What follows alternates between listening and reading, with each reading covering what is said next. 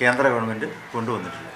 സമഗ്രമായ ഒരു വഖഫ് നിയമം ഇന്ത്യയിൽ ഉണ്ട്. എല്ലാ സംസ്ഥാനങ്ങളിലുള്ള വഖഫ് സ്വത്തുക്കൾ അത് മുസ്ലിങ്ങളുടെ ഒരു അവകാശമാണ്. ഈ വഖഫ് ചെയ്യുക, അതിൻ്റെ ആ സ്വത്തുക്കളുമായി ഇതിനെ സംരക്ഷിക്കുക എന്നുള്ളത് മുസ്ലിങ്ങളുടെ വിശ്വാസപരമായിട്ടുള്ള അവകാശം.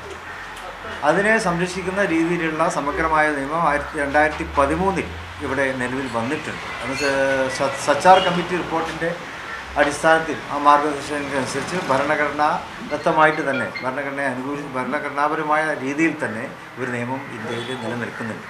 ഇപ്പോൾ കേന്ദ്ര ഗവൺമെൻറ് അതിന് ചില വ്യത്യാസങ്ങളൊക്കെ വരുത്തുന്നതിന് വേണ്ടി വഖഫ് സ്വത്തുക്കൾ പല ഊടുവഴികളിലൂടെ പിടിച്ചടക്കാൻ വേണ്ടിയുള്ള രീതിയിലുള്ള ഒരു നിയമമാണ് കൊണ്ടുവരാൻ പോകുന്നത്.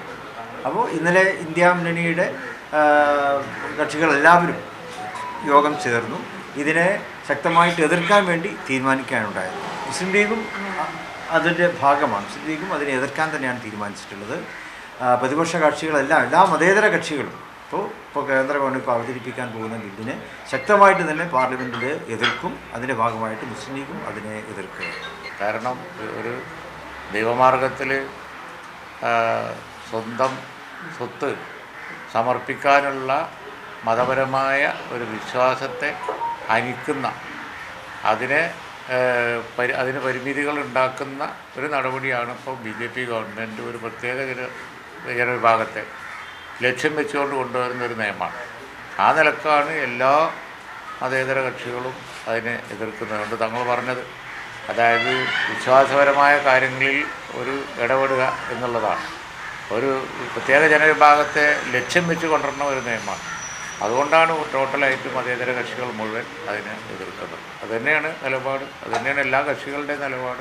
ഇതിപ്പോൾ എല്ലാ സംസ്ഥാനങ്ങളെയും ബാധിക്കുന്നതാണ്. കേരളത്തെക്കാളും കൂടുതൽ വഖഫ് സ്വത്തുക്കൾ മറ്റു തര സംസ്ഥാനങ്ങളിലുണ്ട്.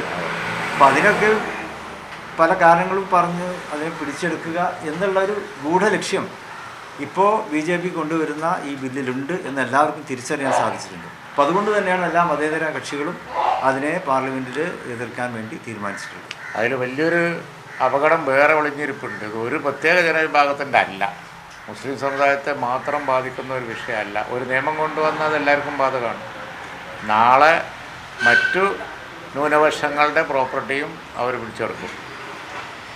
ഇപ്പം തന്നെ തർക്കമുള്ള പല സ്റ്റേറ്റിലും തർക്കമുള്ളതുണ്ട്.